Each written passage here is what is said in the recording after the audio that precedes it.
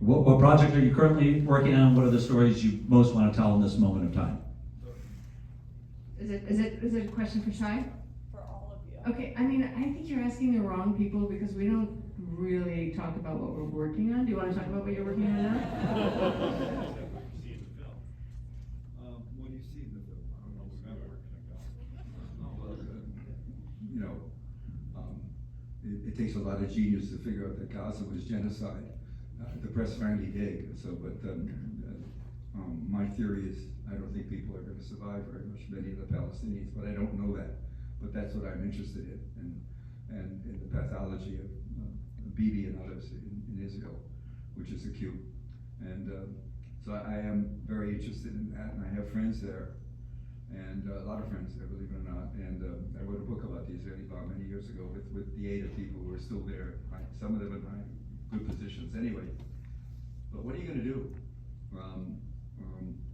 It's not as if you write something, we're going to have a president that's going to say, God damn, that's right, let's get on it. So, you know, it's very complicated where we are right now journalistically. And I expect a lot of emigration to Canada coming soon. And Laura's working on the new Taylor Swift film. Okay, the other hand up in the middle. How's the relationship between military intelligence organizations and the press sort of shifted since you first started reporting on My Lai? So the question is, how is the relationship between military intelligence, communication, do you say? And the press. And the press. Yeah. Military intelligence and its relationship to the press, and how has it shifted since My Lai? Well, obviously it wasn't very good during the time of the murder of a lot of people in My Lai in 1968. And so,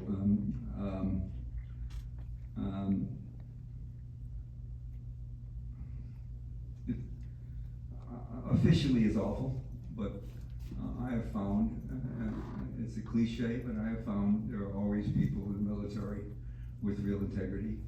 And if you can find them and they learn to trust you, you can learn things. The same with people in the intelligence community. There are people who maybe join with, I don't know, blind eyes about what really is going on. But then when they learn it, some of them are not afraid to do something about it. But that's not always. Simon, what's the longest you've ever had to cultivate a source, having conversations about football or whatever before you finally got something from them? How in hell would I remember?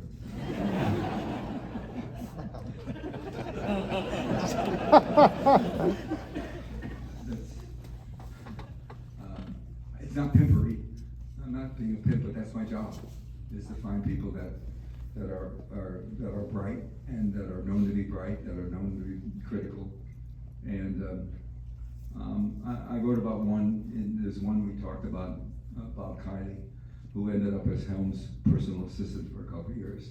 And having him for a source was probably the most important thing in terms of the stories I was writing about the CIA spying on Americans and some of the stuff that was going on around the world.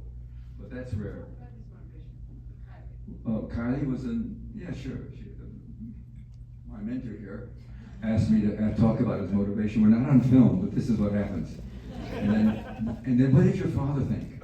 And your mom at that time. And we get that too a little bit. No, I'm exaggerating. Isn't that?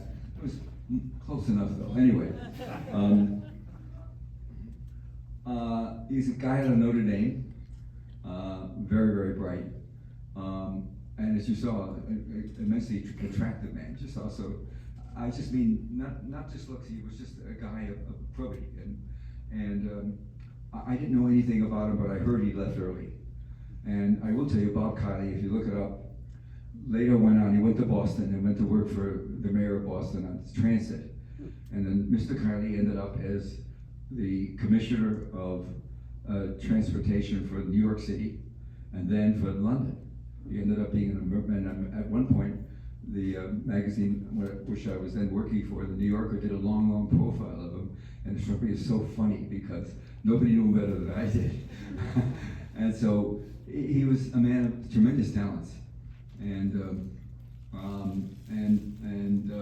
really believed in America, and he got very disillusioned. And so I just learned about it. I learned about his unhappiness, and I do what reporters do. I called him up and said, I want to talk to you. You know, I know you're not happy, and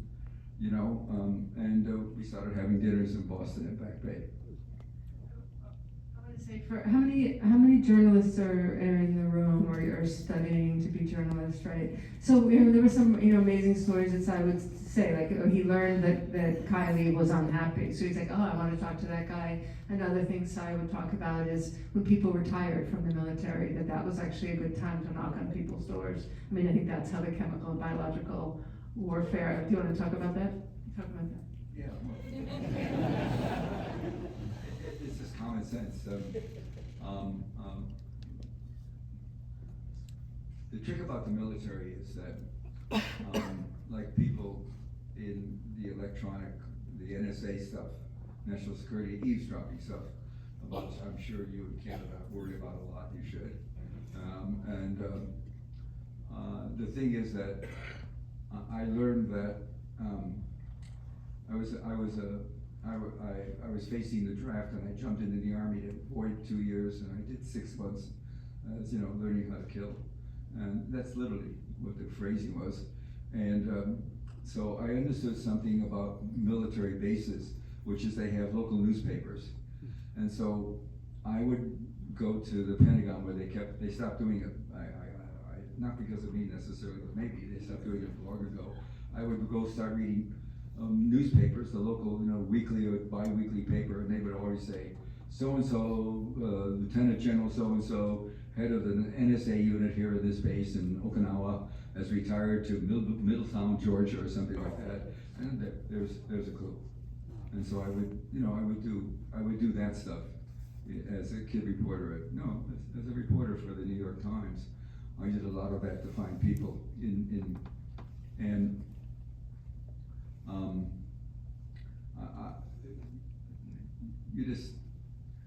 you saw that scene with Paul Meadlow. He had his foot blown off. And the next day I learned Paul Meadlow, the next day they went on a patrol. I mean, just like yesterday was just another day. That group went on patrol. That group of undisciplined, but clearly, I don't know, anyway. And they went on patrol, and he stepped on a landmine, and his leg was blown off, his foot was blown off. And the reason I wanted to see him is that the kids I talked to from that company, not all killed, some just watched in horror, and of course wouldn't say nothing because their life was in danger from their colleagues if they did. And he was saying, God has punished me, Lieutenant Calley, and God has punished you. So I really went looking for him. And what you don't see is I probably spent $500 in nickels or dimes calling information places in Indiana. I knew it was in Indiana, and I finally found a name with that spelling. And so when I first sat down with him, I said, let me see your stump. And he took off his boots.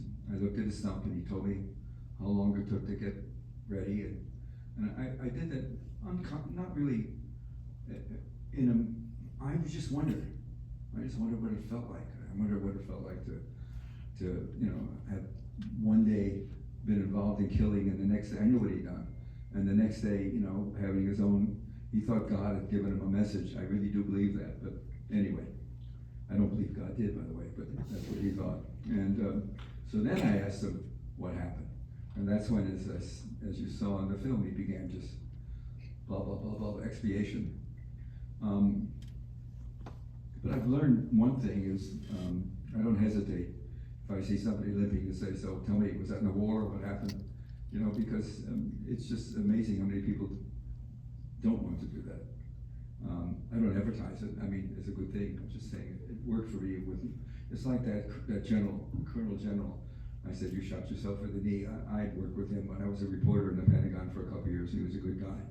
And he also said, not only said, F you, he also said, so what are you doing for a living now, Hersh? You're not working here anymore, right? He really laid right back into me. But, military guys are different. And they can talk about things, bodily things in ways most people can't, I guess, I don't know.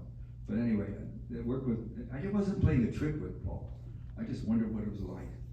And I wasn't befriending him. I just asked him a question that a lot of people, I guess, wouldn't. And or maybe unconsciously I was trying to do something, but I didn't realize it at the time. Anyway, it was an amazing story, and that whole thing was an adventure. The thing that really pisses me off to this day, until after I found Paul Milo, and he was on CBS. Walter Cronkite was then the big show, and I had not one call from a reporter, even though I've been in the press business for years and I knew 100 reporters.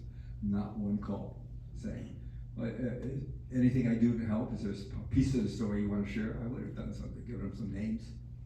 So that's interesting to me. There was a real fear about getting cross with America in that war, just as there's a real fear now about getting cross with Trump and his own internal madness.